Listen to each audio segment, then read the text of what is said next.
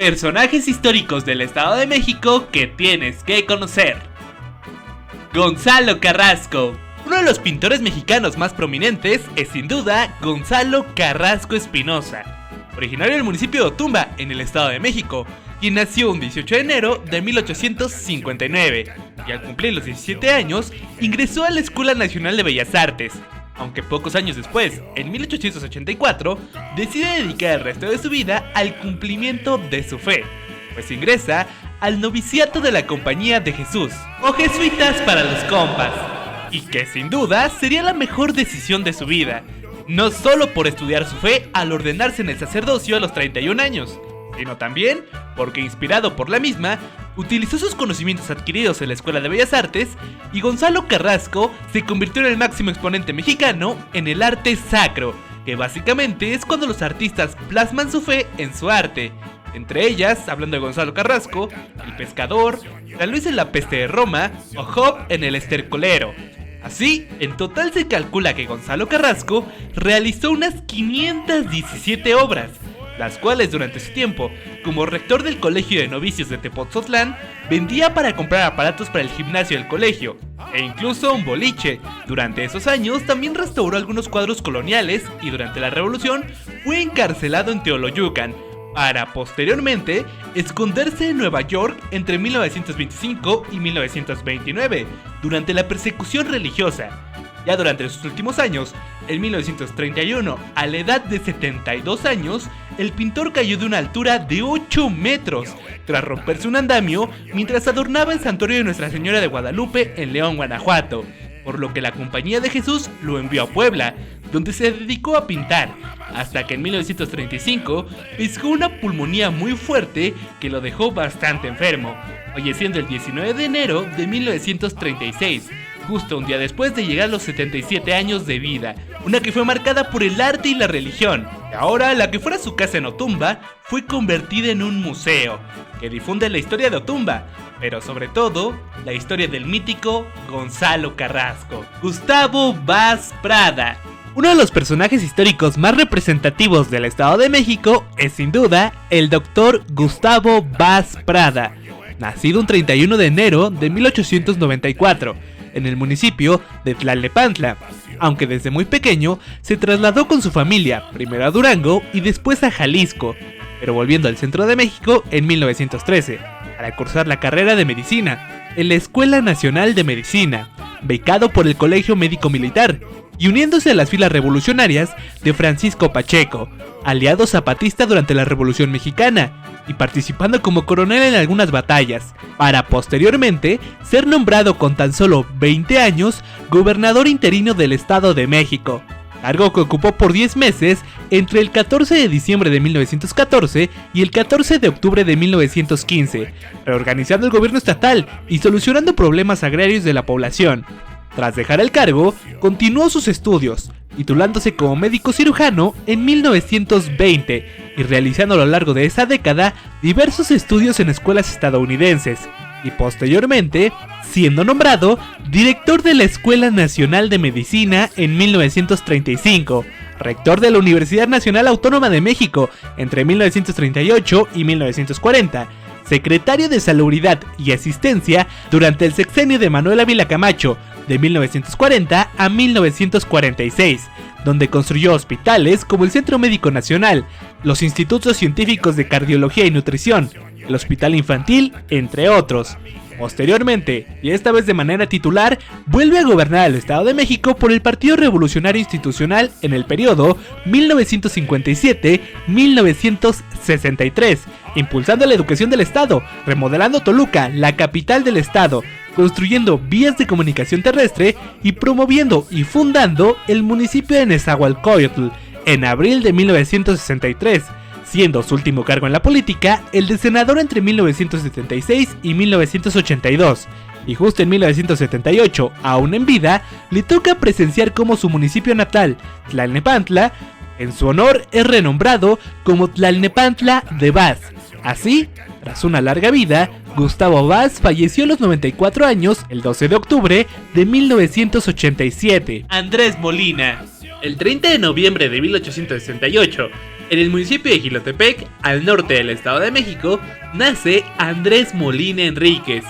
siendo hijo de Francisca Enríquez y Anastasio Molina, quien fuera abogado, lo cual seguramente fue uno de los ejemplos que tuvo el propio Andrés para más adelante ingresar a la Escuela Nacional de Jurisprudencia de la Ciudad de México, destacando como abogado, llegando a hacerse cargo de un juzgado local, aunque posteriormente tuvo que regresar a Jilotepec para hacerse cargo de la notaría que manejaba su padre, pues este estaba enfermo, y justo en esa notaría pudo estudiar los problemas agrarios y de tierras que tenía México en aquellos entonces, volviéndose un estudioso del tema y durante todo el conflicto de la Revolución Mexicana, el principal portavoz para el reparto agrario y la devolución de sus tierras a los pobladores originales. Así, en 1909, Andrés Molina publicó Las dos caras de México, donde expuso el reparto de las tierras de los hacendados, y tras la caída de Porfirio Díaz, mediante el llamado Plan de Texcoco, Andrés Molina pudo manifestar sus ideas,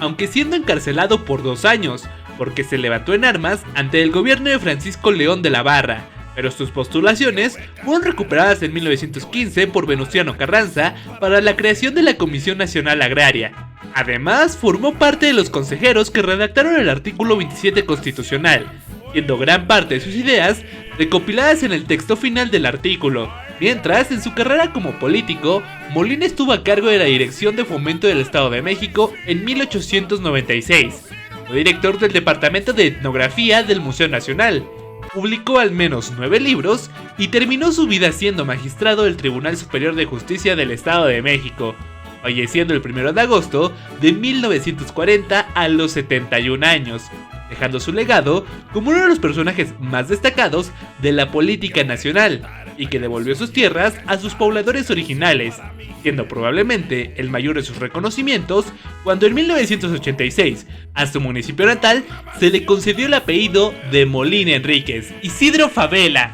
Nacido el 29 de junio de 1882 en el municipio de Atlacomulco, José Isidro Fabela Alfaro nació en el seno de una familia acomodada, lo que le permitió formar amistad con personajes como Justo Sierra, José Vasconcelos, Fernando Gómez MacGregor, entre otros, y formándose como abogado en la Escuela Nacional de Jurisprudencia, uniéndose durante la Revolución a Francisco I. Madero, y después integrándose como miembro del gabinete de Venustiano Carranza, y siendo parte de él hasta el asesinato del presidente. Pero en ese tiempo se dedicó a la política exterior, abriendo y reabriendo embajadas en Brasil, Argentina, Chile, Francia, Alemania y el Reino Unido, además de otras actividades en favor de México durante esos años turbulentos en el mundo. Después fue gobernador del Estado de México en calidad de sustituto de 1942 a 1945 por el asesinato del entonces gobernador. Ya para los siguientes años de su vida, Fabela publicó unos 16 libros, falleciendo el 12 de agosto de 1969, y 6 años después, el 3 de abril de 1970,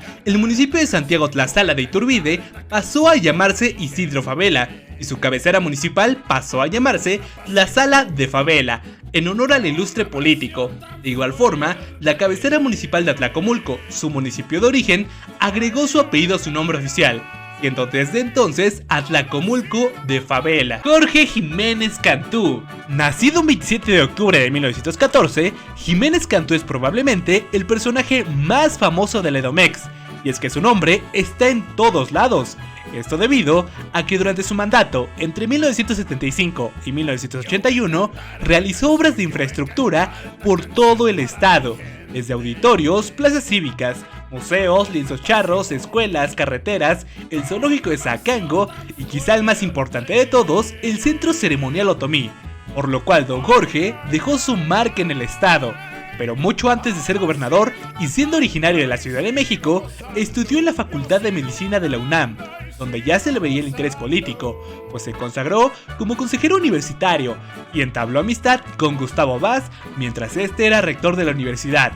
recibiéndose como médico en 1940 y fundando el Pentatlón Deportivo Militarizado Universitario en 1938. Tras su graduación, Jiménez dio clases en varias escuelas, ejerció como médico y comenzó a tener cargos en distintos puestos gubernamentales, hasta que en 1957, y siendo su amigo Gustavo Vaz Prada gobernador del Estado de México, es elegido para ocupar el cargo de secretario general del Estado de México,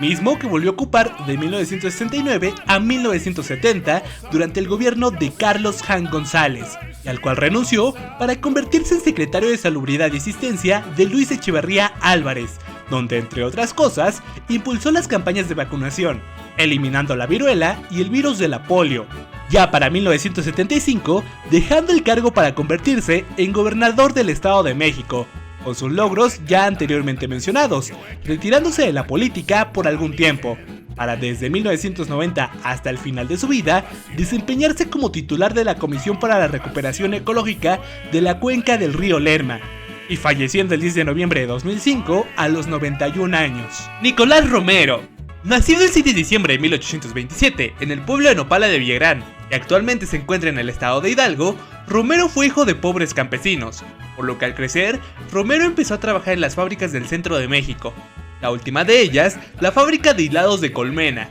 de la cual Romero huyó en 1858 tras una riña, uniéndose posteriormente a las fuerzas liberales de Aureliano Rivera durante la Guerra de Reforma, siendo un buen militar y alcanzando el grado de coronel, que después usó durante la Segunda Intervención Francesa, volviéndose una pesadilla para el ejército invasor y ganándose el apodo del León de las Montañas. Aún así, el coronel fue capturado en la ciudad de Papatzidán, Michoacán, el 31 de enero de 1865 y fusilado en la Ciudad de México por los franceses, el día 18 de marzo. 3 años después, en 1868, fue nombrado benemérito del Edomex, y en 1898, el municipio de Montebajo, donde está la fábrica en la que trabajó antes de ser guerrillero, le rindió homenaje al coronel al rebautizarse con su nombre.